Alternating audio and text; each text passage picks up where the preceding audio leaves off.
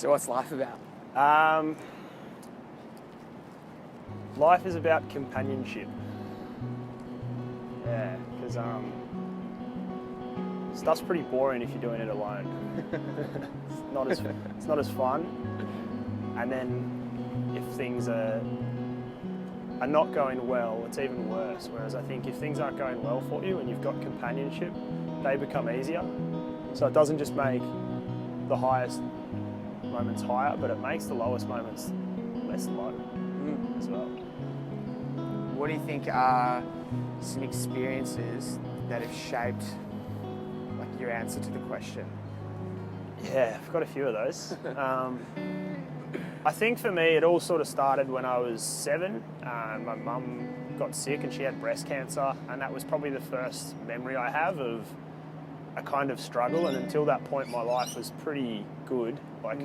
And then, mum got sick, and I had a mate whose mum also got sick at the same time. And then, so our mums were sort of like going through this journey together. And then his mum passed away, and my mum got healthy. And that was the first time I think I was kind of like, why him? Why not me? Like, how's this fair?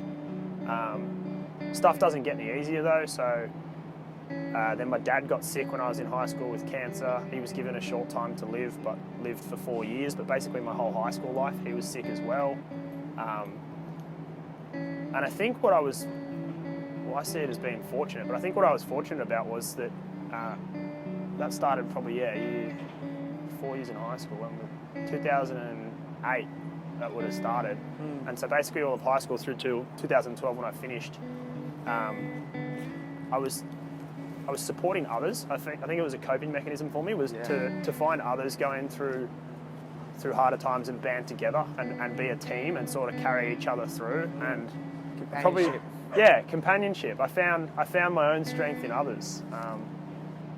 And like life sort of gives you those curveballs, I guess. But my dad always told me you can get busy living or you can get busy dying, and I think it's a pretty fucking obvious choice what you should do. So every day I just get up and try to expel positive energy, and it's probably annoys people sometimes. It's a bit too sort of spiritual or hippie for them, but like as you're a kid, you think you understand the world, but you don't. So you try to make sense of it all, and I think I'm fortunate that I had good parents, but also a good support system and good people around me that allowed me to take good lessons and good values from those experiences, because it can easily go the other way for people that aren't as lucky, I suppose. Yeah.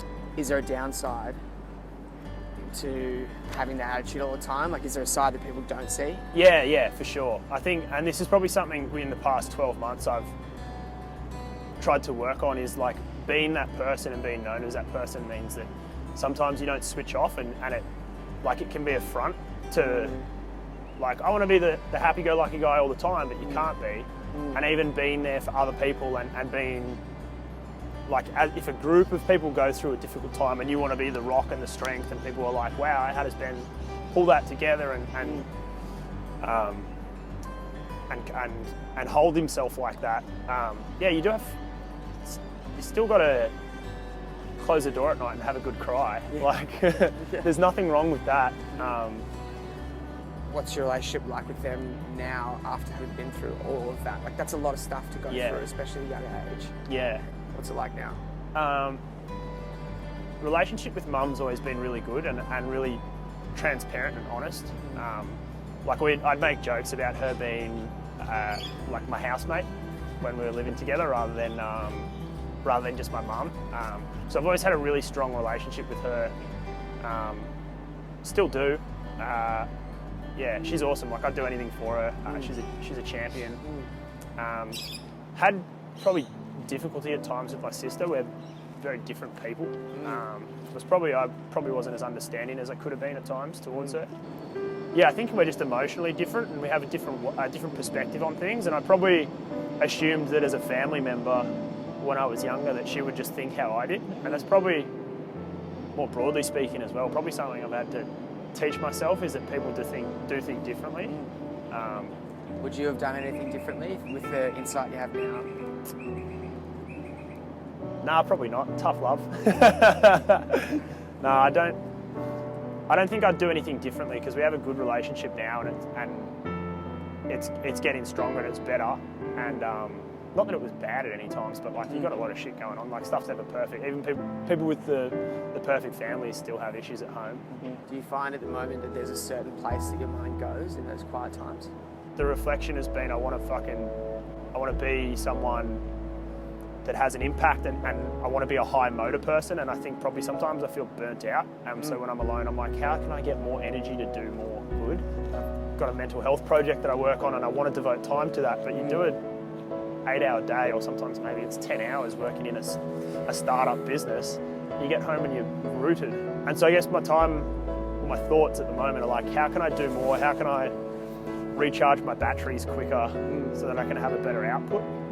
Not that I'm not doing a lot, I'm probably doing heaps, but I feel like I'm probably not satisfied with it yet.